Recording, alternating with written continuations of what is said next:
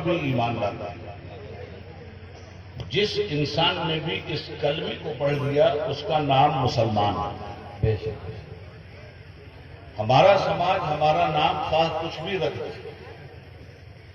ہمارے اس نام کی کوئی حیثیت نہیں، اور ہمارے اور آپ کے بے شمار نام ہیں۔ بے شک ہمارے گھر والوں نے ایک نام ہمارا رکھا، مدرسے میں گئے حفظ کر لیا تو ایک نام ملا حافظ صاحب، قرأت پڑھ لیا تو دوسرا نام ملا قاری صاحب، علم حدیث پڑھ لیا تو تیسرا نام ملا عالم صاحب، فقہ میں دسترس حاصل کر لی تو چوتھا نام ملا مفتی صاحب۔ بے شک بے شک دنیاوی علوم و فنون حاصل کرنے گئے،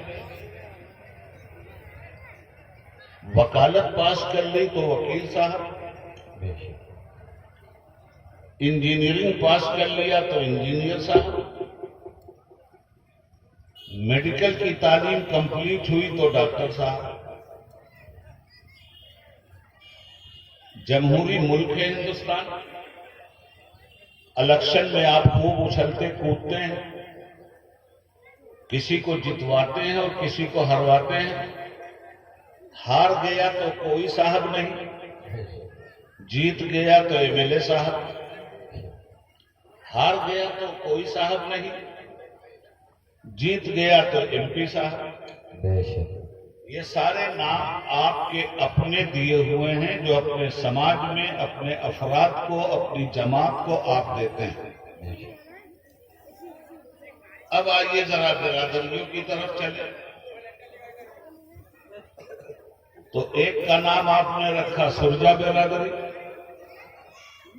دوسرے کو نام دے دیا شیخ برادری، تیسرے کو نام دے دیا سید برادری، چوتھے کو نام دے دیا خان برادری، پانچویں کو نام دے دیا انصاری برادری، چھٹے کو نام دے دیا رائن برادری، کوئی سلیمانی برادری ہو گیا، کوئی کچھ نام لے کے کھڑا ہو گیا، کوئی کچھ نام لے کے کھڑا ہو گیا۔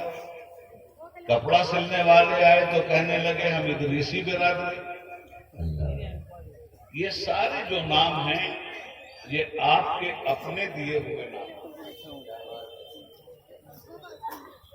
میں ایسی تقریر کر کے نہیں جانا چاہتا جو آپ کے سر کے اوپر سے چلی جائے۔ ماشاءاللہ ماشاءاللہ تقریر ایسی ہوگی جو آپ کے دل میں انشاءاللہ اتر جائے گی۔ بے شک بے شک آپ کی زبان میں بات کروں گا،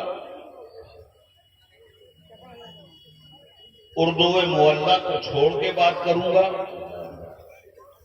تابش خنجر احساس کی آغوش میں جتنی بھی تمنائیں نظر آتی ہیں مجھے وہ سب مجروح ہیں، اور ساز ہستی سے ہر اٹھتی ہوئی آواز نشاط بار ناکامی پہن سے دبتی چلی جا رہی ہے۔ زبان میری یہ ہے مگر اس زبان کا استعمال نہیں کروں گا، آپ کی زبان کا استعمال کروں گا تاکہ ایک ایک لفظ آپ کی سمجھ میں اچھی طرح سے آ جائے اور اس جلسے کا مقصد بھی مکمل ہو۔ یہ جتنے نام آپ نے دیے ہیں یہ سب آپ کے دیے ہوئے نام ہیں۔ بے شک جس پروردگار نے آپ کو پیدا کیا اس سے پوچھئے کہ مالک دنیا والوں نے تو ہم کو دنیا بھر کے نام دیے، تو نے بھی ہمیں کوئی نام دیا ہے کہ نہیں دیا؟ واہ واہ واہ شیخ سید مغل پٹھان یہ دنیا نے نام دیے، انصاری منصوری یہ دنیا نے نام دیے، ڈاکٹر اور انجینئر یہ دنیا نے نام دیے، مالک و مولا رب العالمین تو نے بھی ہمیں کوئی نام دیا یا نہیں دیا؟ تو وہ فرماتا ہے اے کلمہ پڑھنے والوں ہم نے تمہارا نام مسلمان رکھا ہے، هو سماکم المسلمین۔ سبحان اللہ سبحان اللہ۔ تو کلمہ پڑھنے کے بعد آپ کو ایک نام آپ کا پروردگار دیتا ہے بے شک اور وہ نام ہے مسلمان۔ مسلمان کے معنی کیا ہے؟ اللہ اور اس کے رسول کا فرما بردار۔ بے شک فرما برداری کا مطلب کیسے سمجھا جائے؟ اللہ اور رسول جو حکم دے انہیں مان لیا جائے، اس پر عمل کیا جائے، اور اللہ اور رسول جن کاموں سے روکتے ہیں ان سے رک جایا جائے۔ کلمہ پڑھنے کے بعد مسلمان ہونے کا مطلب کیا ہے؟ شریعت کو طبیعت میں نہ ڈھالا جائے، طبیعت کو شریعت کے سانچے میں ڈھال دیا جائے۔ جو ایسا کرے وہ مسلمان ہے۔ تو حضور نے فرمایا بنی الاسلام علی خمس، اسلام کی بنیاد 5 چیزوں پر۔ پہلی چیز توحید و رسالت۔ اب جو ہی کلمہ آپ نے پڑھ لیا، غور سے سنیے گا، اور خوب مجھے چوکا چھکا نہیں، اٹھا اور نہلا اور دہلا لگانا آتا ہے، مگر میں آپ کے جذبات سے کھلواڑ پسند نہیں کرتا۔ بے شک بے شک اس وقت مسلمانوں کو جن چیزوں کی ضرورت ہے، اگر جلسوں میں وہ چیزیں مسلمانوں کو نہیں دی گئی تو سوائے ذہنی عیاشی کے جلسوں کو کوئی دوسرا نام نہیں دیا جا سکتا۔ اس لیے اچھی طرح سے میری بات کو ذہن نشین آپ فرما لیں۔ اللہ نے ہمارا اور آپ کا نام مسلمان رکھا، الحمدللہ ہم مسلمان ہیں۔ کلمہ پڑھنے کے بعد ایک بات اور ذہن میں رکھنا، بات سمجھ میں آ رہی؟ جی بے شک اسلام کسی ذات برادری کا نام نہیں ہے مسلمانوں کا۔ اسلام نام ہے اللہ اور رسول کی فرمانبرداری اور تابعداری کے مذہب کا، اور جو لوگ اس کو قبول کر لیتے ہیں انہیں مسلمان کہا جاتا ہے۔ جس وقت بھی آپ نے یہ کلمہ پڑھا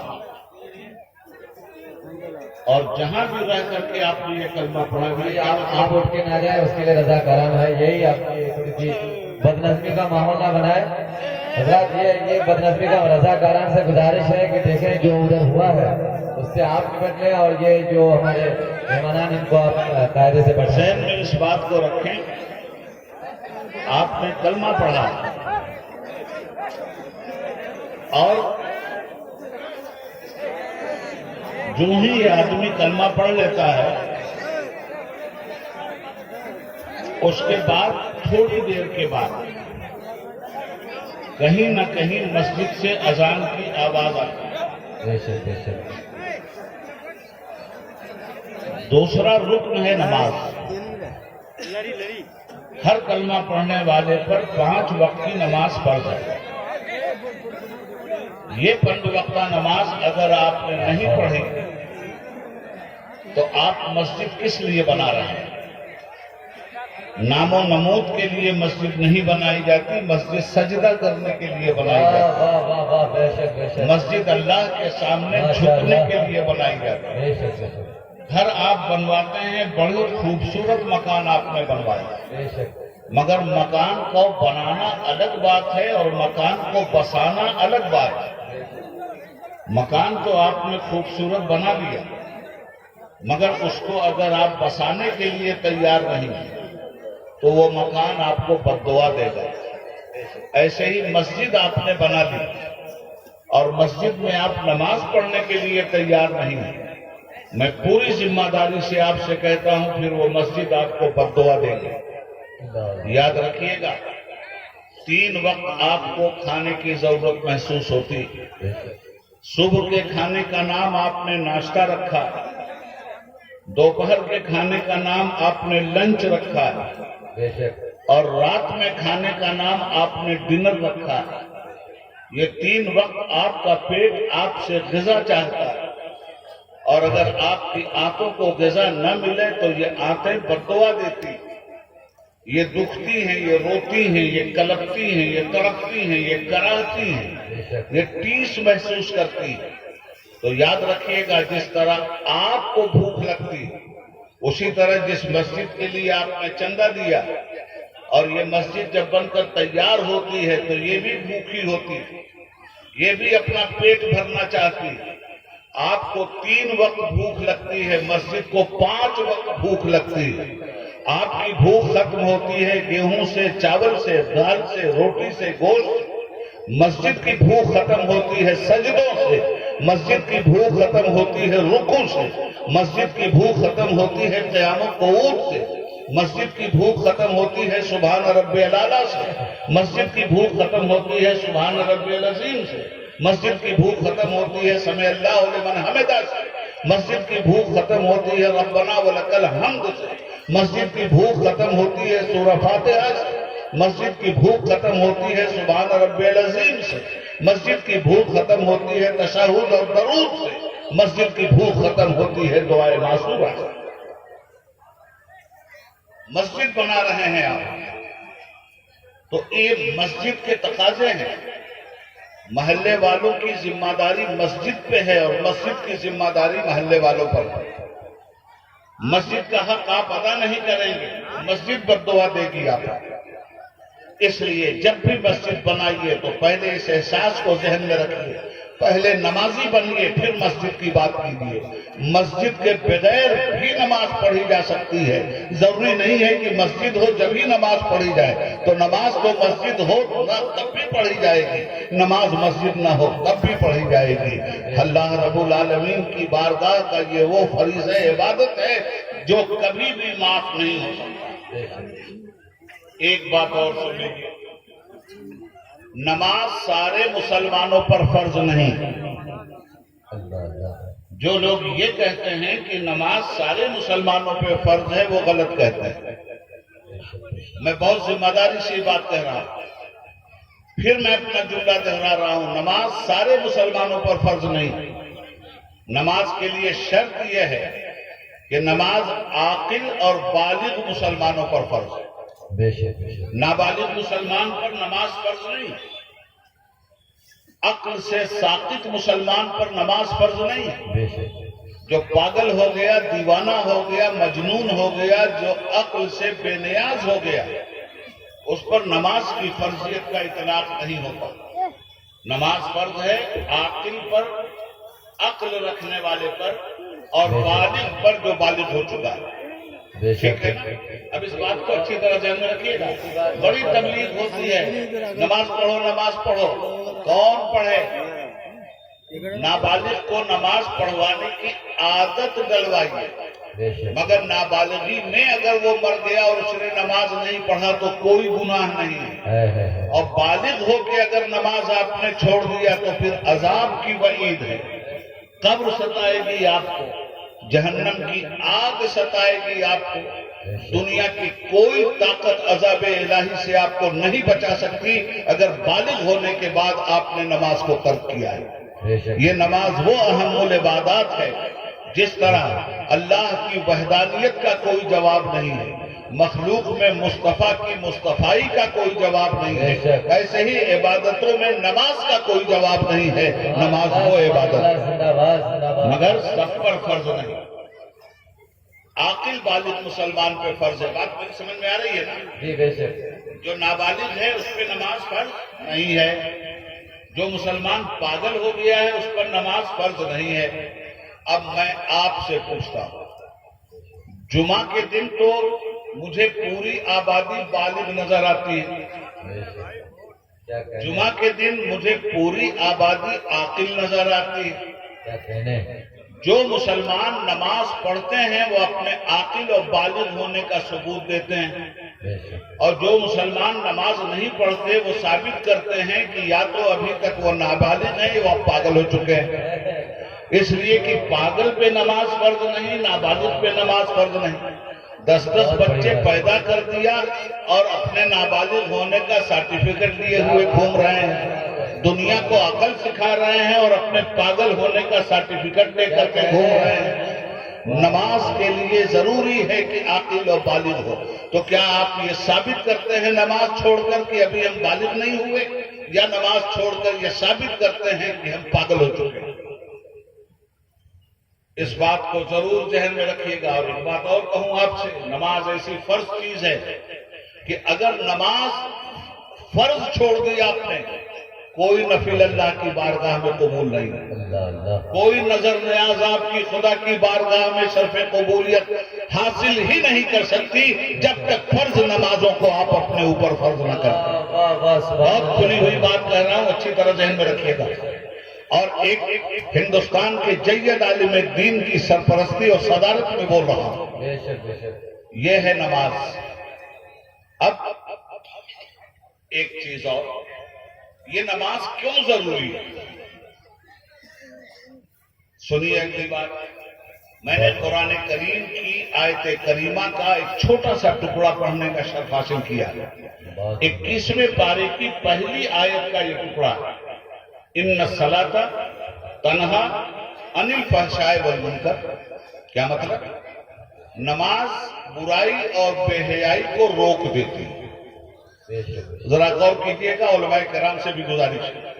بہت عمدہ۔ نماز کے دو کام ہیں، ایک تو سماج میں جو سماج نماز پڑھتا ہے اس کو برائی سے روکتی ہے اور بے حیائی سے روکتی ہے۔ بے شک بے شک۔ آپ سب جانتے ہیں کہ برائی کیا ہے، یہ چھوٹا سا لفظ برائی بولا ہوا اور چھوٹا سا لفظ بے حیائی، بے شک۔ مگر ان کی طاقت آپ کو میں بتاؤں، یہ اتنے طاقتور ہیں، یہ برائی اور بے حیائی کا اتنا بڑا پاور ہے کہ امریکہ کے ایٹم بم میں بھی وہ طاقت نہیں ہے جو بے برائی میں شک بے طاقت شک بے ہے۔ شک۔ رشیا کے ایٹم بم میں وہ طاقت نہیں ہے جو بے حیائی میں۔ بے شک بے شک۔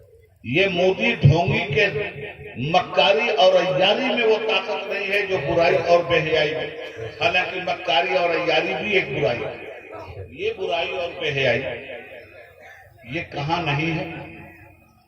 یہ جب اپنے پنجے گاڑتی ہے تو یہ ولیوں کو بھی چھوتی ہے، کیا بات ہے۔ یہ صالحین کو بھی چھوتی ہے، یہ نمازیوں کو بھی چھوتی ہے، یہ ٹچ سب کو کرتی ہے۔ کچھ لوگ ایسے ہیں جو جھاڑ دیتے ہیں اسے، انہیں کا نام ولی ہے، انہیں کا نام صالحین ہے، انہیں کا نام صدیقین ہے، انہیں کا نام صحابہ و تابعین و اہل بیت ہے۔ واہ واہ واہ۔ مگر ٹچ سب کو کرتی ہے، یہ سب کے دروازے پہ جا کے برائی دستک دیتی ہے۔ ہم آئے ہیں، ہمارا سلام قبول کر لیجیے۔ کچھ ہیں لاہور پڑھ کے بھگا دیتے ہیں اور کچھ لوگ ہیں جو اس کو اوڑھنا بچھونا بنا دیتے ہیں۔ کیا بات ہے، واہ۔ سب کے یہاں جاتی ہے یہ برائی اور سب کے یہاں پہنچتی ہے یہ بے حیائی۔ اس کو روکنے کے لیے دنیا نے کیا کیا؟ کیسی کیسی طاقت، بے شک۔ فوج کتنی بڑی طاقت ہے، اس کا کام کیا ہے؟ سرحد پہ برائی اور بے حیائی کو جنم نہ لینے دے۔ کیا بات ہے۔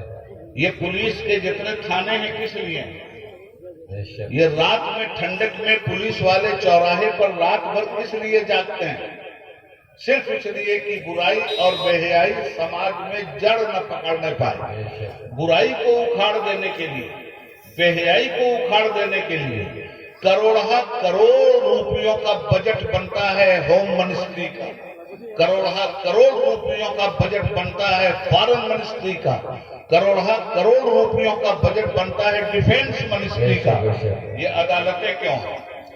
یہ جج کیوں بیٹھے ہیں؟ یہ وکیل آپ کے مقدمے کی وکالت کیوں کر رہا ہے؟ غور سے سننا بات کو، یہ باتیں تمہیں سننے کو نہیں ملیں گی۔ کیوں کرتا ہے یہ؟ تو صاحب اسی برائی اور بے حیائی کو ختم کرنے کا۔ بھائی قتل کیا ہے؟ برائی ہے۔ بے شک۔ فساد کیا ہے؟ برائی ہے۔ ظلم کیا ہے؟ برائی ہے۔ رشوت کیا ہے؟ برائی ہے۔ حرام خوری کیا ہے؟ برائی ہے۔ سود خواری کیا ہے؟ برائی ہے۔ بے شک۔ جھوٹ کیا ہے؟ برائی ہے۔ غیبت کیا ہے؟ برائی ہے۔ فساد کیا ہے؟ برائی ہے۔ بہت قیمتی، ماشاءاللہ۔ षड्यंत्र کیا ہے؟ برائی ہے۔ بغض کیا ہے؟ برائی ہے۔ حسد کیا ہے؟ برائی ہے۔ ایک تو نام ہے اس برائی کے، اس کے الگ الگ نام اگر گنوائے جائیں تو چپے چپے پہ کریدنے کے بعد ایک ایک نام نکل آئے گا، اور سمیٹ دیا جائے تو لفظ برائی میں یہ ساری کی ساری برائیوں کی صفتیں سمٹ کے آ جاتی ہیں۔ اسی طرح بے حیائی، آنکھیں بے حیائی کرتی ہیں عورتوں پہ نظر گاڑنے کی، زبان بے حیائی کرتا ہے غلیظ باتیں کرنے کی، کان بے حیائی کرتا ہے بے حیا باتیں سننے کی، دل بے حیائی کرتا ہے بے حیا باتوں پہ دھڑکنے کی، دماغ بے حیائی کرتا ہے بے شرمی پہ اتر آتا ہے دوسروں کی ماں بہن پہ نظر ڈالنے کی سوچ کی۔ یہ برائی ہے، یہ بے حیائی ہے۔ اس کو ختم کرنے کے لیے کیا ہے؟ قانون بنا کس لیے؟ قانون کا مطلب کیا ہے؟ برائی اور بے حیائی کو ختم کرنا۔ پولیس کی طاقت کس لیے؟ برائی اور بے حیائی کو ختم کرنا۔ جج کس لیے عدالتوں میں بیٹھے ہیں؟ برائی اور بے حیائی کو ختم کرنے کے لیے، مگر مجھے یہ بتاؤ کہ کیا ججوں کے بیٹھنے کے باوجود یہ برائیوں پہ قابو پایا جا سکا؟ پولیس کے رہنے کے باوجود برائیوں پہ قابو پایا جا سکا؟ اور اب تو اور بھی نہیں پایا جا سکتا۔ جو گجرات کا تڑی پار تھا وہ اس دیش کا ہوم منسٹر ہے۔ کیا کہنے۔ تو مریض عشق پر رحمت خدا کی، مرض بڑھتا گیا جنجن گواہ کی۔ بے شک آپ ذرا ان کے ہاتھ پیر کو دیکھیے، برائیوں بے حیائیوں۔ کون طاقت ہے دنیا کی جو اس پہ قابو پا لے؟ ہزاروں لاکھوں انسان بغداد کی سرزمین پر بموں کی نظر کر دیے گئے، یہ برائی نہیں تھی تو کیا تھی؟ افغانستان کی اینٹ سے اینٹ بجا دی گئی، یہ برائی اور ظلم نہیں تھا تو کیا تھا؟ لیبیا کی دھرتی برباد کر دی گئی، یہ برائی اور بے حیائی نہیں تھی تو کیا تھی؟ جس ملکوں پر فوجوں کا تسلط قائم ہوا، ان ملکوں کی نوجوان عورتوں کی عصمت دری کر دی گئی۔ آج بھی یہ برائی اور بے حیائی ہر ملک میں جنم لیے ہوئے ہے کہ نہیں؟ جب میں کہتا ہوں حکومتیں موجود ہیں، قانون موجود ہے، پولیس موجود ہے، فورس موجود ہے، اس کے باوجود یہ برائی پہ بھی کنٹرول نہیں کر پا رہے ہیں، بے حیائی پہ بھی کنٹرول نہیں کر پا رہے ہیں، تو اللہ رب العالمین کو اپنے بندوں کی فکر ہوگی کہ نہیں ہوگی؟ تمہاری فوج نہیں برائی پہ قابو پا رہی ہے، تمہاری پولیس برائی روکنے میں کامیاب نہیں ہو رہی ہے۔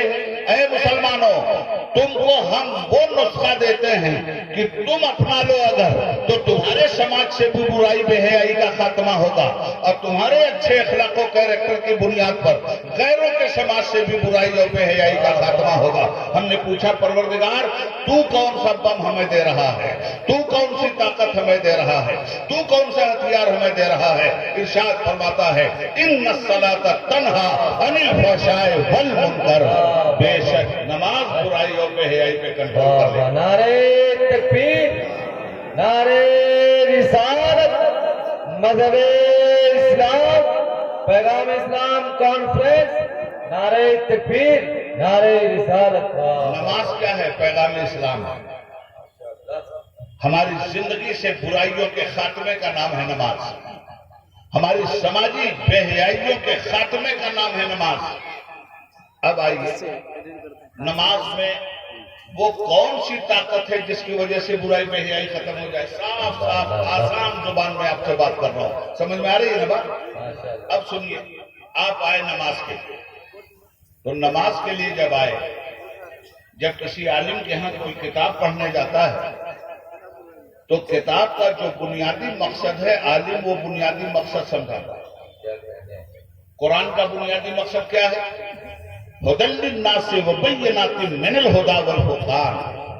قرآن آیا ہے انسانوں کی ہدایت کے لیے، قرآن آیا ہے حق اور باطل میں فرق پیدا کر دینے کے لیے، ٹھیک ہے نا؟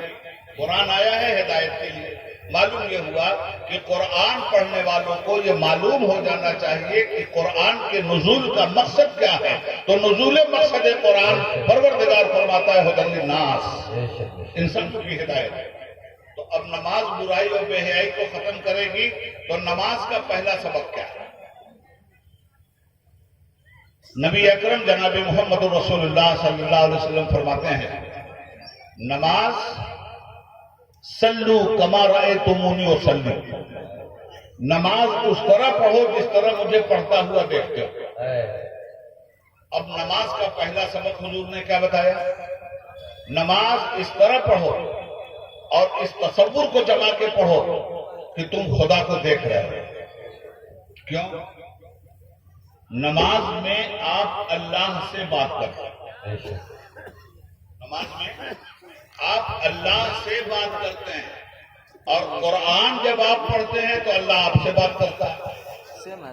جب تلاوت قرآن آپ کر رہے ہیں تو اللہ آپ سے بات کر رہا ہے، اور جب عبادت الہی کر رہے ہیں تو آپ اللہ سے بات کر رہے ہیں۔ تو پہلا سبق نماز کا کیا ہے؟ نماز میں یہ تصور کرو کہ تم خدا کو دیکھ رہے ہو۔ ہم لاکھ تصور کریں، جلوہ ربی دیکھنے کے لیے دل کی صفائی بہت ضروری ہے۔ اس دل میں خدا کا نور نہیں اترتا جس دل میں سب کینہ موجود ہو، جس دل میں حسد موجود ہو، اس کان میں خدا کا نور نہیں اترتا جس میں چغلی موجود ہو، اس زبان پر خدا کا نور نہیں اترتا جس میں کذب بیانی موجود ہو، اس ہاتھ پر خدا کا نور نہیں اترتا جس میں ظلم موجود ہو، اس پیر میں خدا کا نور نہیں آتا جو پیر ظلم اور عدوان کی راہ پر چلا کرتا ہے۔ تو پہلا سبق، اس طرح نماز پڑھو گویا تم خدا کو دیکھ رہے ہو۔ یہ ہمارے لیے ممکن نہیں، تو حضور نے فرمایا اگر یہ تمہارے لیے ممکن نہیں تو پھر اس عقیدے کے ساتھ نماز پڑھو کہ خدا تم کو دیکھ رہا ہے۔ تو خدا کو ہم دیکھ رہے ہیں، اس کے لیے تو بڑے ہی پاکیزہ دل و دماغ کی ضرورت ہے، تب تجلیات الہی کا مشاہدہ ہوتا ہے۔ مگر خدا ہم کو دیکھ رہا ہے، اس میں تو کوئی پریشانی نہیں۔ تو پہلا سبق کیا ملا نماز کا؟ اللہ دیکھ رہا ہے، یہی نا۔ فجر کی نماز پڑھ کے آپ نکلے، ہم نکلے، حضرت نکلے، سب نکلے۔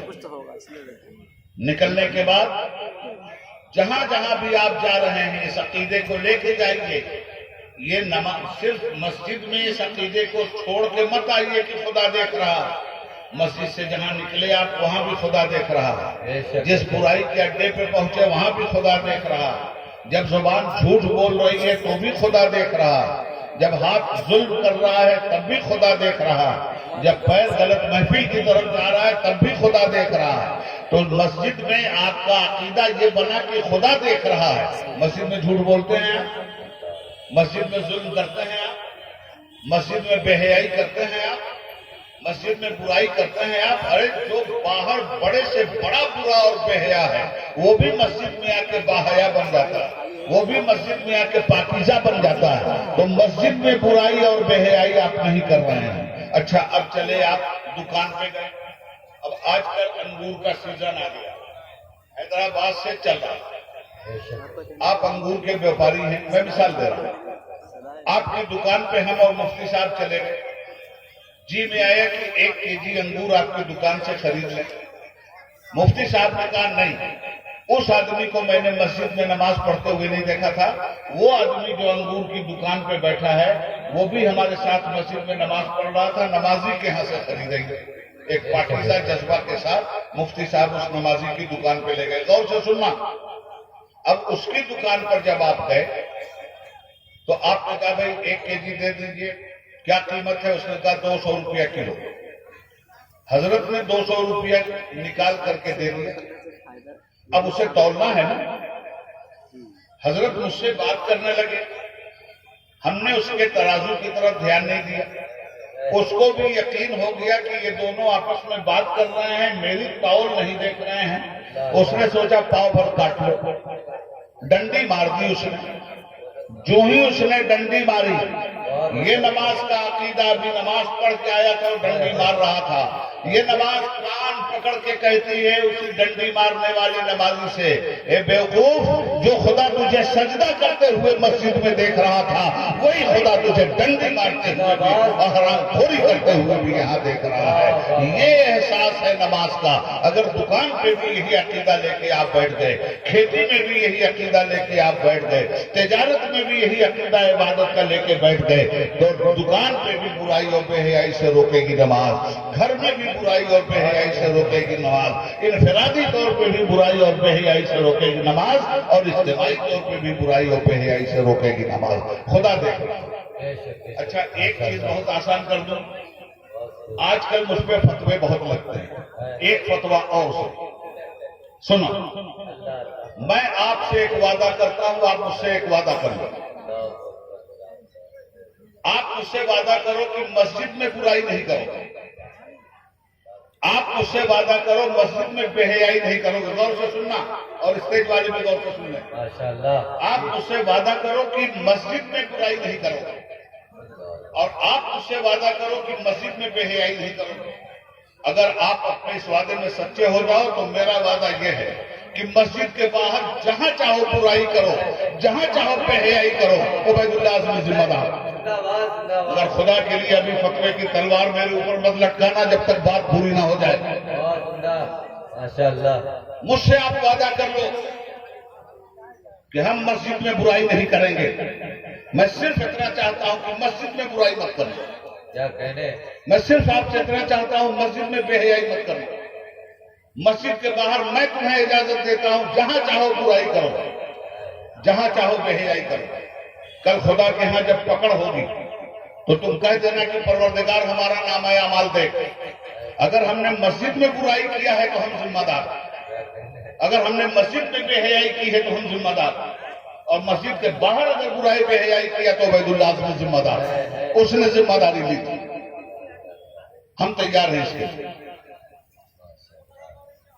کہہ تو دیا میں نے یہ, اب فرشتوں کی نگاہیں گھورنے لگی مجھے, قبر کی تاریخ کوٹھری مجھے آواز دینے لگی, آؤ تو بتائیں گے. اتنی بڑی بغاوت کر کے آ رہے ہو تم مسلمانوں سے یہ وعدہ لے کے آ رہے ہو کہ مسجد میں برائی بے حیائی نہیں کرو گے تو تم ذمہ دار, مسجد کے باہر اگر برائی بے حیائی کرو گے تو میں ذمہ دار. تم کو یہ ذمہ داری دیا کس نے؟ جہنم کی دہکتی ہوئی آگ میری طرف لپک رہی ہے ان جملوں کی وجہ سے. میں نے کہا یا رسول اللہ دہائی آپ کی, شافع محشر میں آپ کی بارگاہ میں آ رہا ہوں, یہ عقدہ کھول دیجئے میرے آقا. میں تو کشن گنج کی دھرتی پر مسلمانوں سے یہ کہہ کے پھنس گیا ہوں, بارگاہ رسالت سے آواز آ رہی ہے, اے مسلمانوں میرا غلام صحیح کہہ رہا ہے. تم نے مسجد سمجھا کس کو ہے؟ ایک چار مینار بنا دیا, زمین کا ایک ٹکڑا گھیر لیا اور مسجد کا نام اس کو تم نے دے دیا. یہی تو اس نے کہا ہے کہ مسجد میں برائی بے حیائی مت کرنا. تو سنو مسلمانوں, میرے رب نے, میرے رسول فرماتے ہیں, میرے رب نے زمین کا چپا چپا میرے لیے مسجد بنا دیا ہے. اور عبید اللہ اعظمی یہی تو کہہ رہا ہے کہ مسجد میں برائی بے حیائی مت کرنا. تو جہاں زمین ہے وہاں تم برائی کر سکتے ہو نہ بے حیائی کر سکتے ہو. زمین کا چپا چپا مسلمان کے لیے مسجد کا مقام رکھتا ہے. نکل جاؤ اس زمین سے, اور جہاں برائی کرنا ہے نکلو اس دھرتی سے, جہاں بے حیائی کرنا ہے جاؤ گے کہاں مجھے یہ بتاؤ. نعرہ تکبیر, نعرہ رسالت, عظمت اسلام, پیغام اسلام کانفرنس, نعرہ تکبیر, نعرہ رسالت. بات سمجھ میں آئی آپ؟ زمین کا چپا چپا نبی پاک فرماتے ہیں میرے رب نے میرے لیے مسجد بنا دیا. کہاں کرو گے برائی؟ تو کہا ہے کہ مسجد میں مت کرنا. اسی زمین پہ نماز کا وقت آیا, تم نماز پڑھتے ہو کہ نہیں پڑھتے ہو؟ کھیت میں نماز کا وقت آیا, تم اسی زمین پہ سجدہ کرتے ہو کہ نہیں کرتے ہو؟ زمین کا ہر چپا تمہارے لیے اللہ نے مسجد بنایا. بے شک بے شک. مسجد میں برائی مت کرنا, مسجد میں بے حیائی مت کرنا. کوئی گنجائش نہیں خدا کی دھرتی پر بے حیائی اور برائی کی ہے, اس لیے کہ یہ مسجد کے حصار میں زمین آ گئی. یاد رکھنا اس بات کو.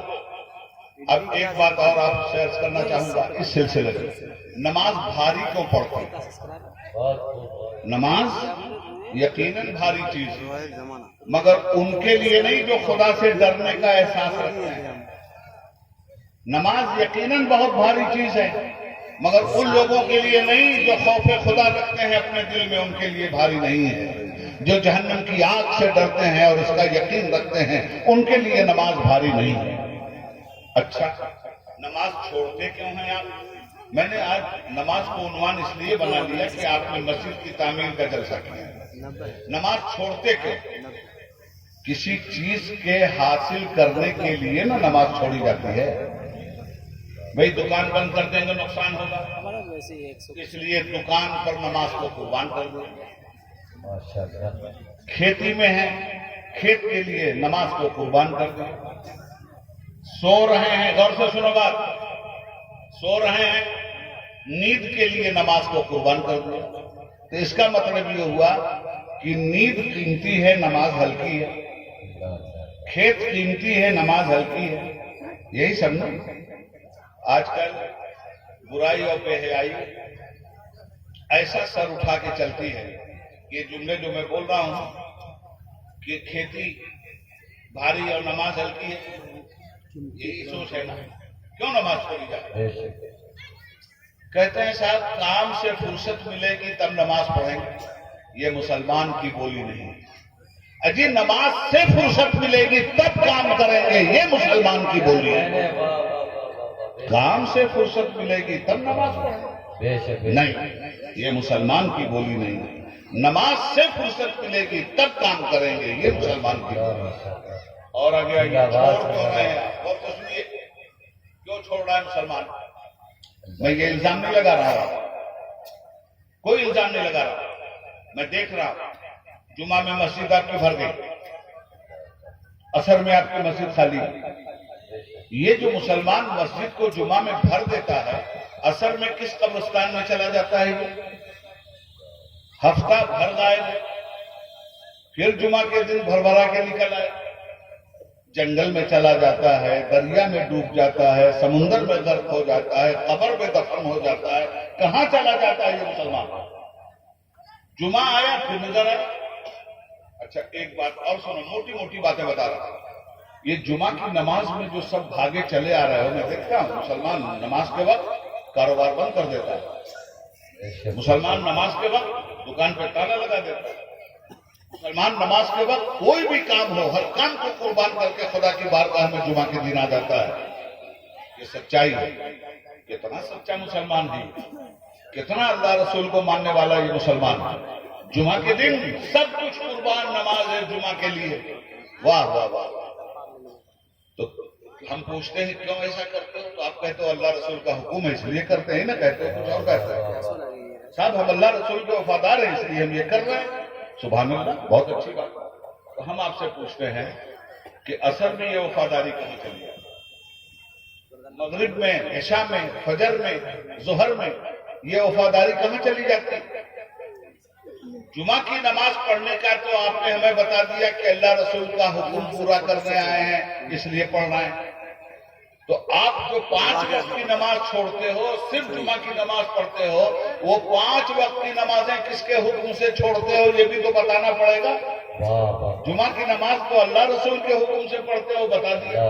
5 وقت کی نمازیں ہفتہ بھر کس کے حکم سے چھوڑتے ہو وہ بھی بتا دو۔ یہ شیطان کا حکم چلتا ہے بے نمازی مسلمانوں پر۔ جمعہ کے دن اللہ کا حکم مان رہا اور 7 دن شیطان کا حکم مان رہا۔ ہوا یہی جو رہے گی تو اے نقیب بہار، کہاں سے آئیں گی رعنائیاں چمن کے لیے؟ اب آؤ دوسری بات سنو، یہ نماز کے لیے آنے والوں سنو، کیوں چھوڑو؟ کسی چیز کی محبت میں دوسری چیز کو قربان کیا جاتا ہے۔ یہ رات کی نیند آپ نے کیوں قربان کیا؟ کس کے لیے؟ جلسے کے لیے، ٹھیک ہے نا؟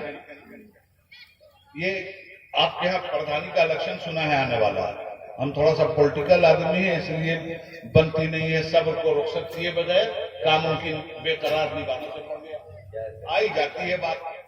یہ مکھیا ہاں یو پی میں پردھان بولتے ہیں، چلو ہم بھی آدھے بہاری ہیں، مکھیا بول رہے ہیں۔ مکھیا کا الیکشن آ گیا، اچھا اب کمپٹیشن ہوگا، گاؤں گاؤں میں جھگڑا ہوگا، گاؤں گاؤں میں 2 پارٹی بنے گی، اب 5 سال تک ایک دوسرے کے خلاف بکواس ہوتی رہے گی، یہی نہ ہوتا ہے؟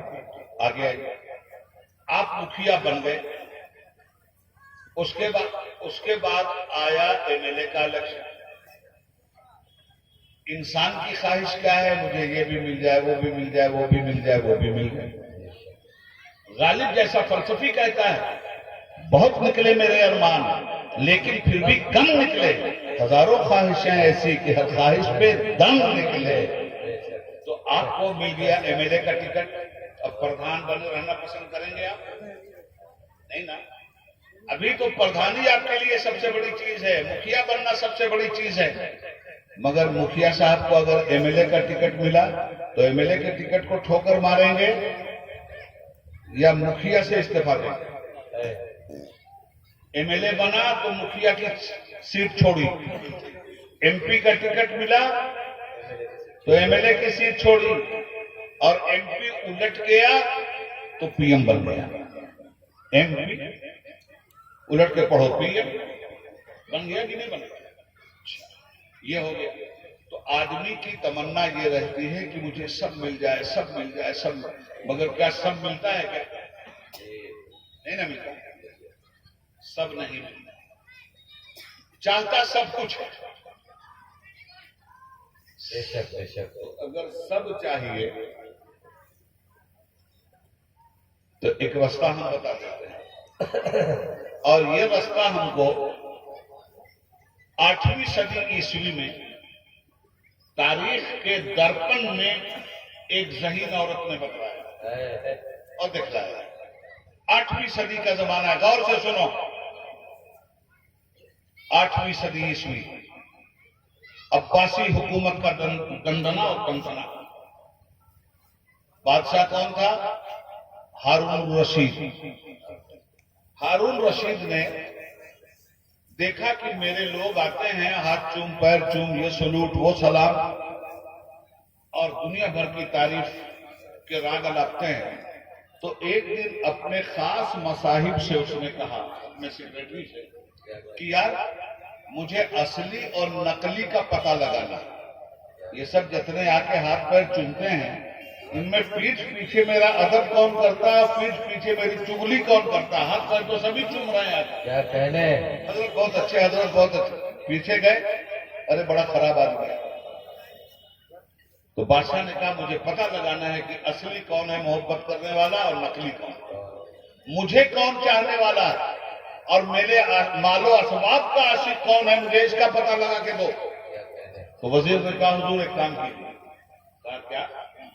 कहा ये बगदाद में आप एक नुमाइश लगवा दो। नुमाइश समझते हैं?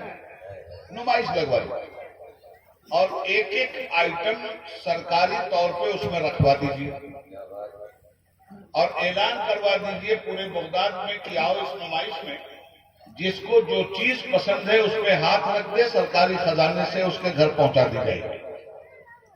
अब नुमाइश गाह में क्या रखा गया? सोना, चांदी, हीरा, मोती, ऊंट, घोड़े, तलवार, औजार, कपड़े, रेशम, दीबा, हरीर, सब कुछ रख दिया गया। अब चली जनता, वहां पहुंची। अब औरतें जो गईं, मर्द जो गए, जो घोड़े के लालची थे, उन्होंने घोड़े पे हाथ रख दिया। बादशाह बैठा हुआ कुर्सी पे देख रहा। क्या कहने? जो ऊंट के लालची थे, ऊंट पे हाथ रख दिया। जिसको जो चीज पसंद थी उसने उस पे हाथ रख दिया और ऐलान हो गया कि शाही खजाने से ये आपके घर पहुंच जाएगी। उसी में औरतें पहुंची। देखा कि कुछ औरतें कपड़े पे हाथ रख के खड़ी हैं, कुछ औरतें सोने पे हाथ रख के खड़ी हैं, कुछ हीरे पे हाथ रख के खड़ी हैं, कुछ मोती पे। एक ज़हीन औरत और पहुंच गई। जो ही कपड़ों को जर्क बर्क देखा तो उसने कहा औरत का तो बुनियादी हक है। पहुंची उस पे हाथ रखने के लिए, फौरन दिल की बत्ती जली और दिमाग में एक करंट पैदा हुआ और उसके दिमाग ने कहा कि अभी कपड़े पे हाथ रखने की जल्दी मत करना, जो जिस चीज पे हाथ रखेगा वही उसकी होगी। वो देख सामने सोना भी है। तो क्या सोने से तुझे प्यार नहीं है? आगे बढ़ गई कपड़ा छोड़ के कि नहीं सोने पे हाथ रखूंगा। शर्त ये थी कि जो जिस चीज पे हाथ रखेगा वो उसको। सोने पे हाथ रखना चाहती थी तो हीरे ने उससे कहा सलाम अलैकुम, हम भी हैं। पहुंच गई हीरे के पास। हीरे के पास पहुंची तो मोती गुनगुनाने लगा, अरे इधर भी तो देख। अब इधर से उधर, उधर से इधर, उसको तो सब चाहिए। जहन में बात उसके ये आने लगी कि यार रात कोई ऐसा रास्ता मिल जाता कि ये सब का सब मेरा हो जाता, मुझे तो सब चाहिए। समझना बात। तो फौरन दिल से अपने पूछा कि दिल ये बता तो सही, ये कपड़े के थान किसके हैं? दिल ने कहा बादशाह का। कहा ये मोती किसका? कहा बादशाह। ये हीरा किसका? बादशाह का। ये सोना किसका? बादशाह का। ये हुकूमत किसकी? बादशाह की। तो हर चीज मुझे चाहिए। वो औरत सब छोड़ के चली आई और बादशाह की कुर्सी के पीछे आके खड़ी हुई और बादशाह के ऊपर हाथ रख दिया। बादशाह पलटा, उसने कहा बेवकूफ औरत, क्या तुझे कुछ पसंद नहीं आया? उसने कहा हुजूर पसंद क्यों नहीं आया? कौल मर्दा जादारत, मर्द का कौल जान रखता है और बादशाह अपने वादे से फिरा नहीं करते। आपने ये कहा है कि जो जिस चीज पे हाथ रख देगा इस नुमाइशगाह में वो उसकी है। मैं गई थी सोने के पास तो सोने से पूछा मैंने, तू किसका? कहा बादशाह का। हीरे के पास गई, तू किसका? कहा बादशाह का। मोती के पास गई, तू किसका? कहा बादशाह का। बगदाद से पूछा, तू किसका? कहा बादशाह का। सल्तनत से بادشاہ کی. حکومت سے پوچھا تو کس کی؟ کہا بادشاہ کی. تو میں نے سوچا کہ چیزوں پہ کیا ہاتھ رکھنا، بادشاہ پہ ہاتھ رکھ دوں. بادشاہ میرا ہو گیا تو یہ سب میرا ہو جائے گا، اس لیے حضور میں نے آپ پہ ہاتھ رکھا. یہاں سے مسلمانوں کو سبق ملتا ہے. اے نماز کو چھوڑنے والوں کھیت کے لیے، اے نماز کو چھوڑنے والوں تجارت کے لیے، اے نماز کو چھوڑنے والوں حکومت کے لیے، اے نماز کو چھوڑنے کے لیے کاروبار کے لیے، آؤ ذرا میں تم سے پوچھنا چاہتا ہوں یہ زمین کس کی؟ سمجھنا چاہیے تم کو زمین کس کی ہے. قرآن کہتا ہے الم نجعل الارض مہادا، ہم نے تمہارے لیے زمین کو بچھونا بنا. یہ کانپ رہی تھی مسلمانوں جب بنی تھی، تو یہ جب وجود میں آئی تو ہل رہی تھی، اوپر نیچے ہو رہی تھی. اور زمین بنایا انسانوں کو بسانے کے لیے. تو اگر یہ ڈاما ڈول ہوتی رہتی تو آپ مکان بنا پاتے؟ ایسے ہی اوپر نیچے ہوتی رہتی. آج ہم ہوائی جہاز سے آئے، 2 جگہ جھٹکا دیا ہے، بادلوں میں آتا ہے اور 1 سیکنڈ کے لیے 500 فٹ اوپر جاتا ہے اور 500 فٹ نیچے آتا ہے. دل دھک دھک کرنے لگتا ہے. گیا. یہ زمین اسی طرح سے 1000 فٹ اوپر جا رہی تھی، 1000 فٹ نیچے آ رہی تھی. بسانا تھا انسانوں کو. الم نجعل الارض مہادا، بنایا زمین کو ہم نے تمہارے لیے بچھونا. اور جب یہ زلزلے میں مسلسل ہلنے ڈولنے لگے، ادھر سے ادھر، ادھر سے ادھر تماشا بجایا. ہٹ جائیے، بالکل ہٹ جائیے. محبت سے سنیے، پڑھیے درود پاک اللہم صلی علی سیدنا محمد وسلم. سنیے، یہ زمین بسایا آپ کے لیے. اور جب یہ ہلنے لگی تو تم رہتے کہاں؟ فرماتا ہے والجبال اوتادا، جب یہ ہلنے لگی تو ہم نے پہاڑوں کے کھوٹے اس کے اندر ڈال دیے. چپ چاپ سے بیٹھ، میرے انسانوں کو اس زمین پہ رہنا ہے. اتنی محبت کرتا ہے وہ. خلقناکم ازواجا، ہم نے جوڑے جوڑے پیدا کیے. وجعلنا نومکم سباتا، ہم نے نیند کو تمہارے لیے وجہ سکون بنایا. نیند نہ آئے آدمی پاگل ہو جائے گا. سوتا ہے تب تازہ دم ہوتا ہے، مگر سونے کے لیے یہ لائٹ نہیں چاہیے. نیند کب آتی ہے گہری؟ جب اندھیرا ہو جائے. شور میں نیند نہیں آتی، موٹروں کے پاؤں پاؤں میں نیند نہیں آتی، کھٹ پٹ کی آواز سننے میں نیند نہیں آتی. نیند کے لیے سکون چاہیے. وَجَعَلْنَا اللَّيْلَ لِبَاسًا، تو ہم نے اندھیری رات بنا دیا، پردہ پوش رات بنا دیا تاکہ تم آرام سے نیند لے سکو. سو کے اٹھے تو کوئی نے کہا بھوک لگی ہے، اب کیا کریں؟ تو رب کہتا ہے وَجَعَلْنَا النَّهَارَ مَعَاشًا، دن پیدا کیا ہے تاکہ تم روٹی روزی حاصل کر سکو. وَبَنَيْنَا فَوْقَكُمْ سَبْعًا شِدَادًا، اوپر نیچے ہم نے 5 تہ در تہ 7 آسمانوں کا لاجوردی شامیانہ تمہارے لیے بنا دیا. تو کھائے گا کیسے؟ اناج پیدا ہوگا تب نا، سبزی پیدا ہوگی تب نا. کھیت میں بیج ڈالا اور اناج بھی نہیں پیدا ہوا، کھاؤ گے؟ نہیں کھاؤ گے نا. تو یہ بیج کو زندہ کرنے کا راستہ کیا ہے؟ وَأَنزَلْنَا مِنَ الْمُعْصِرَاتِ مَاءً ثَجَّاجًا، ہم نے بادلوں کو اٹھایا، ان کا پیٹ بھر کے ان کو دوڑایا اور تمہاری زمینوں پہ برسا دیا. تو کیا ہوا برسا دیا تو؟ لِنُخْرِجَ بِهِ حَبًّا وَنَبَاتًا، اب تم دیکھو کہ تمہاری زمین سے تمہارا گیہوں اگنے لگا، تمہارا دھان اگنے لگا، تمہارے کھیت سے تمہاری سبزیاں اگنے لگی، تمہارے جانوروں کے لیے چارے اگنے لگے. لِنُخْرِجَ بِهِ حَبًّا وَنَبَاتًا وَجَنَّاتٍ أَلْفَافًا، اور طرح طرح کے پھل ہم نے پیدا کر دیے، طرح طرح کے فروٹ ہم نے تمہارے لیے پیدا کر دیے. اب مجھے بتاؤ یہ زمین کس کی ہے؟ یہ آسمان کا لاجوردی شامیانہ کس کا ہے؟ یہ بادل کس کے ہیں؟ یہ دریا کس کا ہے؟ یہ سمندر کس کا ہے؟ یہ برفانی تودے کس کے ہیں؟ یہ کائنات عالم کی منظر کشی اور جلوہ کشی کس کی ہے؟ یہ ستاروں کی تابانی کس کی ہے؟ یہ سورج کی درخشانی کس کی ہے؟ یہ چاند کی درخشندگی کس کی ہے؟ یہ ذروں کی تابندگی کس کی ہے؟ یہ کائنات عالم کا حسن کس کا ہے؟ یہ پھولوں کی نکہت کس کی ہے؟ اور یہ تابانی کائنات کس کی ہے؟ یہ حسن جہاں جمال جہاں آرا کس کا ہے اور کس کے لیے ہے؟ سب کچھ تو تمہارے لیے اس نے بنایا ہے. تو جب سب تمہارے لیے بنایا، کسی ایک چیز کی طرف کیوں لپک رہے ہو؟ یہ مجھے ہو جائے۔ ارے تم ہر چیز کو اپنی بناؤ، اور ہر چیز کو اگر اپنی بنانا چاہتے ہو تو جس طرح بغداد کی اس عورت نے بادشاہ کے اوپر ہاتھ رکھ کر پوری سلطنت کو اپنا بنا لیا تھا، ویسے ہی بادشاہ زمین و آسمان رب العالمین کے سامنے سر جھکا کر مسجدوں میں سجدہ کر کے نماز پڑھ کے اس کو اپنا بنا لو، ساری کائنات تمہاری۔ واہ واہ، نعرہ تکبیر، نعرہ رسالت، مذہب اسلام، نعرہ تکبیر، نعرہ رسالت، واہ واہ واہ واہ، زندہ باد۔ اسی ضمن میں دو بات اور بتاؤں گا اور بات ختم۔ بہت خوب، ماشاءاللہ، دو بات اور۔ بات ماشاءاللہ ماشاءاللہ۔ جن لوگوں نے نماز کو سمجھ لیا ان کو رب العالمین نے کیسے اپنا پیار کیا، ان کو رب العالمین نے کس طرح اونچا اٹھایا۔ سمجھ، نماز میں بولتے ہوئے لوگ گھبراتے ہیں، بڑا خشک مضمون ہے، نماز کا نام لیں گے بھاگ جائیں گے، کچھ بھاگے نا، لے گیا شیطان نے۔ وہ رحمان کے لوگ نہیں تھے، وہ شیطان کے لوگ تھے۔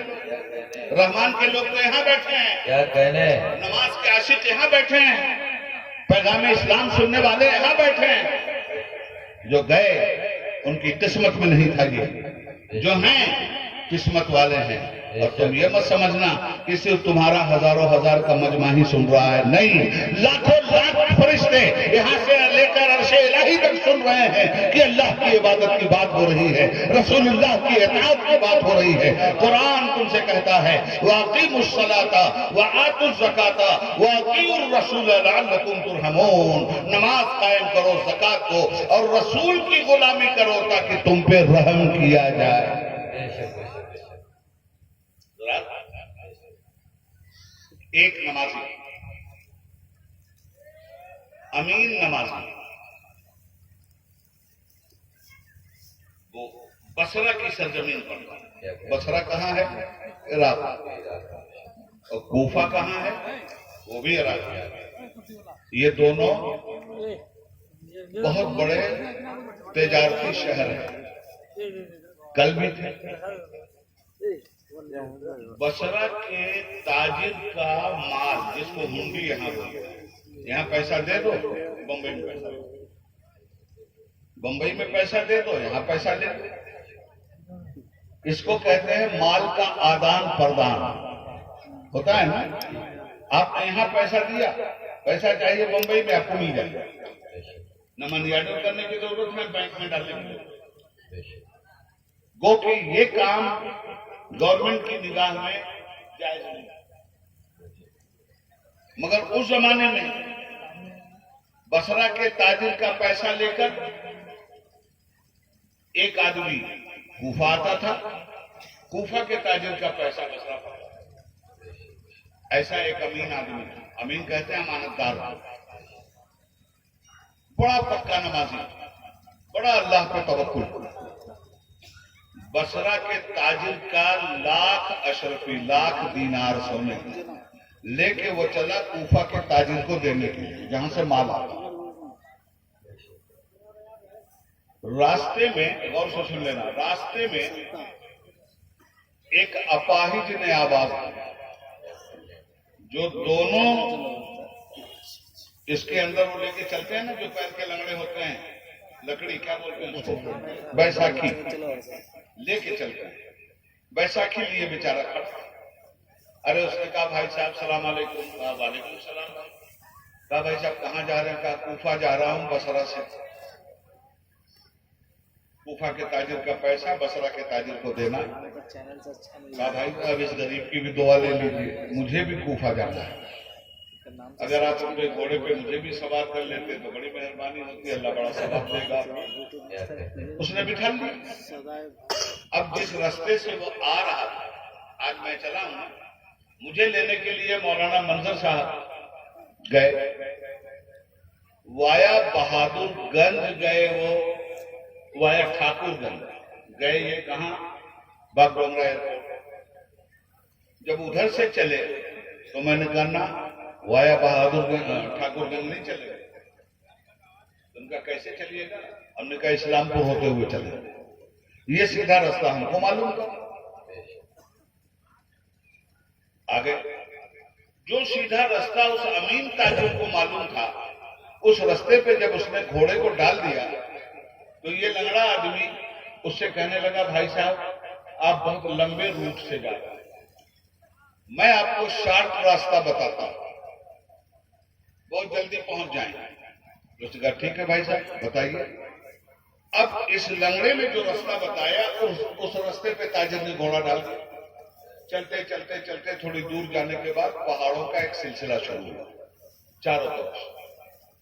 जब पहाड़ों के बीच में आए तो इस लंगड़े ने कहा कि भाई साहब मुझे इस दिंजे की हाजत है, थोड़ा सा रोक दीजिए। उन्होंने रोक दिया और रोकने के बाद लंगड़ा नीचे उतरा और नीचे उतर के उसने बैसाखी फेंका और फेंक कर अपनी आस्तीन से खंजर निकाला और पैरों से चलने लगा और सामने खड़ा हो गया। उसने कहा सुनो जी, ये तो मैंने ठगहारी के लिए भेष बदला था लंगड़े का, मैं लंगड़ा पंगड़ा नहीं हूं, मैं हूं डाकू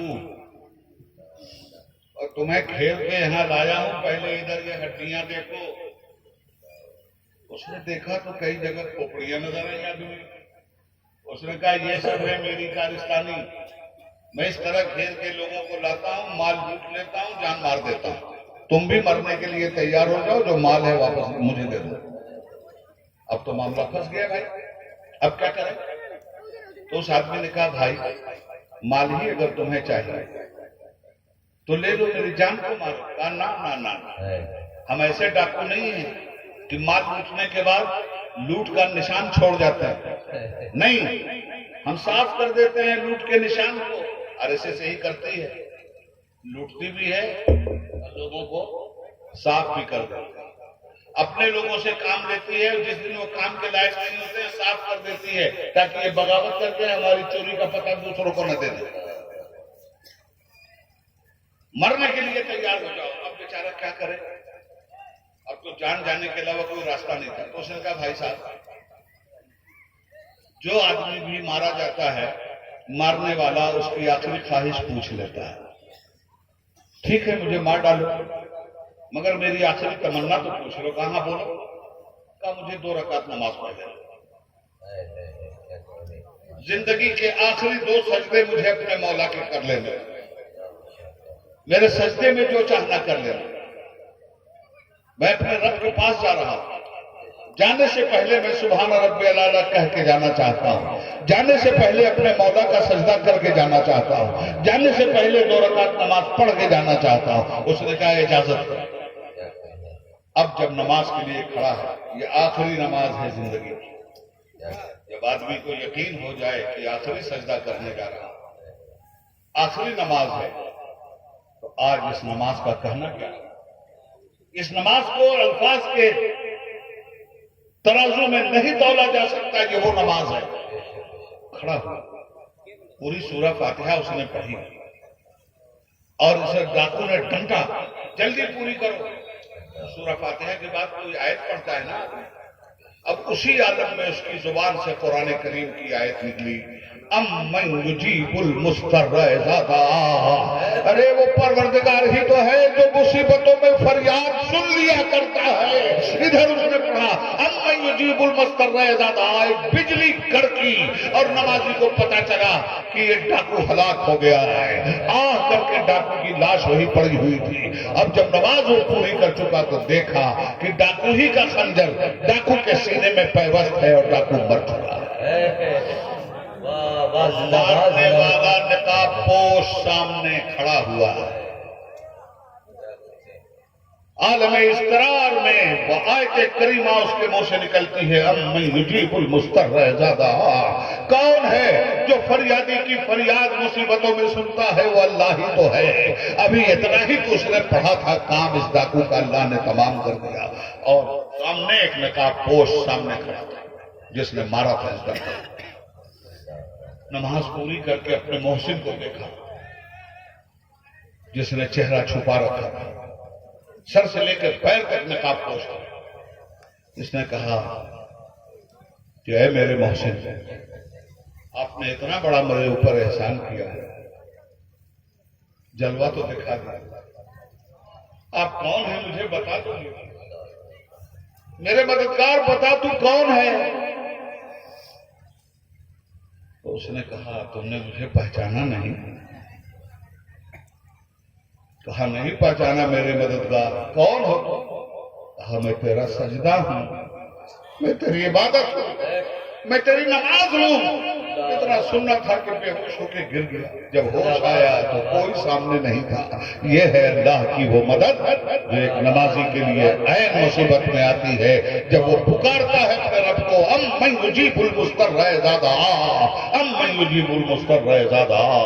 कौन है जो मुसीबत और बेकरारी में तुम्हारी सदा सुनता है? तुम्हारा परवरदिगार ही तो है।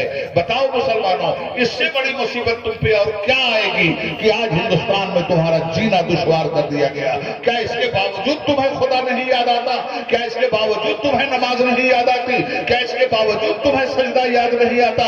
मस्जिद तो बनाने में शौक दिखलाई देता है तुम्हारा, मगर सजदा करने से तुम क्यों भाग रहे हो? सुभान रब्बिल आला पढ़ने से तुम क्यों भाग रहे हो? अपने रब के सामने सर झुकाने से तुम क्यों भाग रहे हो? कलमा पढ़ेंगे, नमाज नहीं पढ़ेंगे। कलमा पढ़ेंगे आप, नमाज पढ़ेगा मुदिया जैसा बेहुदा और कमीना आदमी।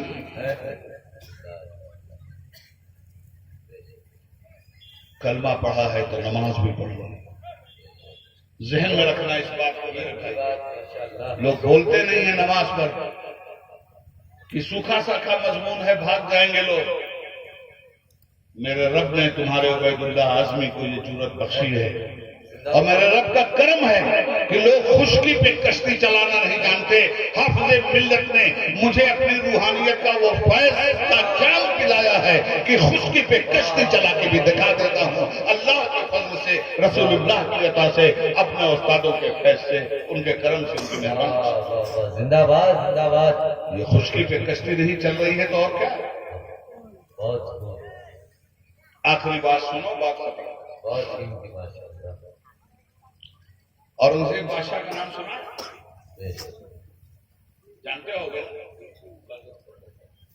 औरंगजेब का नाम। आखिरी जब औरंगजेब ने हुकूमत संभाली दिल्ली की और लाल किले पे कब्जा किया, बाप को गिरफ्तार करके भेज दिया आगरा।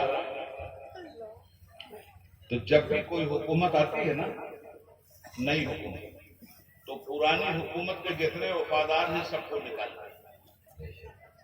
अपनी मर्जी का कलेक्टर लाएगी, पुराने हुकूमत के कलेक्टर को हटाएगी। अपनी मर्जी का कप्तान लाएगी, पुरानी हुकूमत के कप्तान को हटाएगी। अपने वफादारों को लाएगी, पिछले के वफादारों को हटाएगी। बात समझ में आई? औरंगजेब ने भी यही किया। औरंगजेब ने खाली करवा दिया किला कि नए लोग भर्ती किए जाएंगे। अरे भाई अभी ट्रम्प किया ना, बाइडन आया ना, तो ट्रम्प के जमाने में जो फॉरेन मिनिस्टर था आज भी रहेगा क्या? उसके जमाने में जो नायब सदर था आज रहेगा क्या? नहीं रहेगा। नई हुकूमत, नए अफसर, नए मुलाजिम, नए मनसूबाबंदी करने वाले। औरंगजेब ने भी यही की, सबको बताया। मालूम हुआ किले में एक बहरूपिया भी रहता है। बहरूपिया समझ रहे हैं? जब आपके खेत कट जाते हैं और घर में अनाज आने लगता है तो कुछ लोग बहरूपिया भेष बदल के आपके पास आते हैं। कोई पूंछ लगा के बंदर की आता है, कोई औरत का कपड़ा पहन के आता है। एक आदमी अलग अलग भेष बदल बदल के भीख मांगता है, आपके सामने ड्रामा करता है। इसका सबका आपने पढ़ा ही, उसको कहते हैं बहरूपिया, बहु रूप धारने वाला। तो शाहजहां के दरबार में एक बहरूपिया भी था।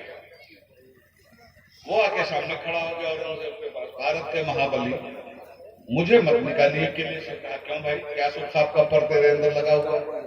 उसने कहा मैं बहरूपिया हूं हुजूर। आपके अब्बा जान को तरह तरह का बहरूप खेल तमाशा दिखाया करता था। औरंगजेब आलम जलाल में फरमाया, सुन, बहरूपियों की हुकूमत का खात्मा हो चुका है, इसलिए अब यहाँ किसी बहरूपिये की गुंजाइश नहीं है, गेट आउट। अब क्या होगा भाई? बहरूपिये को भी ताव आया। बहरूपिया उसको कहते हैं जो आपको धोखा देने में कामयाब हो जाए। اسے کہے اورنگزیب سنو، زیادہ اپنے عقل اور اپنے علم پہ ناز مت کرو، مجھے نکال رہے ہو نا بے عزت کر کے، جا رہا ہوں، ایک دن تمہیں بھی دھوکہ بھی دے۔ اورنگزیب کو بھی تاؤ آئے، کہ اچھا جا، ابھی تو بھاگے ایسا، جس دن تو مجھے دھوکہ دینے میں کامیاب ہو جائے گا اسی دن میں تجھے لال قلعے میں بحال کر دوں۔ چلیے صاحب، بات آئی گئی، ختم ہو۔ اورنگزیب پریشان، کہیں ملک امبر پریشان کیے ہوئے ہیں دولت آباد میں، کہیں قلی قطب شاہ پریشان کیے ہوئے ہیں، کہیں قلعہ گولکنڈہ والا پریشان کیے ہوئے ہیں۔ اورنگزیب کی تو پوری زندگی گھوڑے کی پیٹھ پہ گزر گئی مسلمانوں۔ مغلوں کی اتنی بڑی حکومت، 300 برس کی حکومت، بابر سے لے کے بہادر شاہ ظفر تک کی حکومت، ایک مغل بادشاہ کو حج نصیب نہیں ہوا۔ اتنی بڑی سلطنتوں کے تاجدار، حج کی سعادت کسی کو نہیں ملی۔ کیوں نہیں گئے؟ ڈر تھا، ادھر گئے ادھر بغاوت ہو گئی، کوئی جنرل کھڑا ہو کے اپنا جھنڈا گاڑ دے، کوئی نہیں گیا، چلتا رہا معاملہ۔ یہ قلعہ گولکنڈہ ہے حیدرآباد، 2 سال سے اورنگزیب نے اس کا محاصرہ کر رکھا، مگر قلعہ گولکنڈہ فتح نہیں ہو رہا۔ جب فتح، ابھی کچھ مت بولیے، جب فتح نہیں ہو رہا تھا تو اورنگزیب بہت پریشان تھے۔ اسی پریشانی میں دلی آئے۔ جب دلی آئے تو لوگوں نے کہا کہ سر بادشاہ سلامت، آپ کی پریشانی کا حل نکل آئے، اب قلعہ چٹکی بجاتے بجاتے فتح ہو جائے گا حیدرآباد کا قلعہ گولکنڈہ۔ کہا بھائی کیا ہو گیا؟ کہا جمنا کے کنارے ایک اللہ کا ولی آ کے بیٹھ گیا، لوگ جاتے ہیں جو دعا کرواتے ہیں وہ دعا فوراً قبول ہوتی ہے۔ اب بادشاہ وہاں سے چلا، غور سے سنیے گا، بادشاہ اپنے پورے لاؤ لشکر کے ساتھ اللہ کے ولی کے پاس سامنا ہوا تو بادشاہ نے جوتی اتار دی۔ ولیوں کی بارگاہ میں ادب کے ساتھ ایسے ہی جایا جاتا ہے، اور جو ولی ہو جاتا ہے اس ولی کے سامنے بادشاہ وقت بھی جھکتا ہے۔ یہ پیام دے گئی ہے مجھے باد صبح کا ہی کہ خدا کے عارفوں کا ہے مقام بادشاہی۔ بادشاہ وقت ہاتھ جوڑے ہوئے گیا اور جا کے 2 زانو بیٹھ گئے۔ انہوں نے پوچھا تم کون؟ کہا حضور میں آپ کا خادم، آپ کا نوکر، آپ کا چاکر اورنگزیب آدمی۔ یہ نوکر تھے، یہ چاکر تھے۔ بادشاہ وقت ایک ولی کے سامنے آ گیا تو حیثیت کیا رہ گئی اس کی ولی کے سامنے؟ میں آپ کا نوکر، میں آپ کا خادم، میں آپ کا چاکر، کس لیے آیا ہے؟ حضور دعا کر دیجیے، قلعہ گولکنڈہ فتح نہیں ہو رہا ہے، 2 سال سے محاصرہ کیا ہے، نزدیک سر پہ ہاتھ رکھا، کہا جا قلعہ فتح ہو جائے گا، جا حملہ کر، کہہ دیا میں نے۔ ہاتھ پہ چوما اورنگزیب، چلے، منت مراد پوری ہوئی، اللہ کے ولی نے کہہ دیا دعا کر دوں گا، خوش ہو کے اورنگزیب چلے۔ تھوڑی دور چلے تھے، پھر اس نے پکارا اورنگزیب ادھر آ، پھر آئے، کہا سرکار کوئی غلطی ہوگی؟ کہا بہت بڑی غلطی کی ہے تو نے۔ کہا حضور کیا کیا میں نے؟ مجھے معاف کر دیا۔ کہا معاف کرنے والی غلطی ہی نہیں تو نے کیا، معاف کیسے کر دوں؟ کہا حضور کیا کیا؟ کہا تو نے مجھے پہچانا نہیں، اور کیا کیا؟ پہچان مجھے، میں کون ہوں؟ داڑھی پہ ہاتھ مارا تو داڑھی نیچے تھی، بال پہ ہاتھ مارا تو بال نیچے تھے۔ اسے کہا غور سے دیکھ میں کون ہوں، میں وہی بہروپیہ ہوں جسے ذلیل کر کے تو نے مجھے نکال دیا، آج میں نے تجھے دھوکہ دے دیا، اب وعدے کے مطابق قلعے میں میری نوکری بحال کر۔ اورنگزیب کی آنکھوں میں آنسو آ گئے اور کہا چل قلعے میں تجھے نوکری دے رہا ہوں۔ ادھر اورنگزیب کی آنکھ میں آنسو آئے، ادھر وہ نقلی نمازی بیٹھ کر بادشاہ کو جھکا چکا تھا، اس کے دل میں خدا کا نور اترا۔ اورنگزیب بھی رو رہے ہیں کہ مجھے دھوکہ دیا، اور وہ بھی رو رہا تھا کہ میرے رب نے میری لالچ کا پردہ چاک کر دیا۔ کہنے لگا اے اورنگزیب میں تیرے دربار میں اب نہیں جاؤں گا، جب میں نقلی نمازی بن کے آیا تھا تو تیرے جیسے بادشاہ کو جھکا دیا ہے، جس دن اصلی نمازی بن جاؤں گا کائنات میرے حکم پہ چلے۔ نعرہ تکبیر، عظمت نماز، عظمت اسلام، نعرہ تکبیر، نعرہ رسالت۔ ان الصلاۃ تنہا عن الفحشاء والمنکر، بے شک نماز برائی اور بے حیائی کو روک دیتی ہے۔ اللہ تعالی ہمیں اور آپ کو 5 وقت کی نمازیں ایمانداری سے، محبت سے، خلوص سے، اپنے عشق میں تڑپتے ہوئے 5 وقت کی نمازیں ادا کرنے کی توفیق عطا فرمائے۔ پروردگار ہمارے گناہوں کو معاف فرمائے۔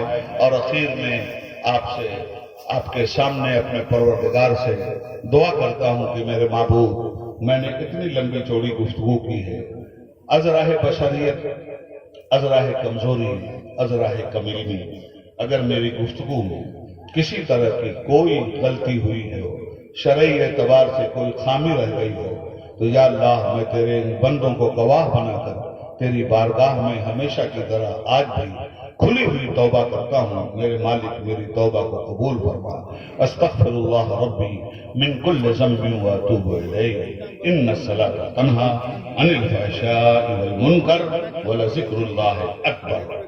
صدق اللہ العلی العظیم وما علینا الا البلاغ۔ السلام علیکم ورحمۃ اللہ وبرکاتہ۔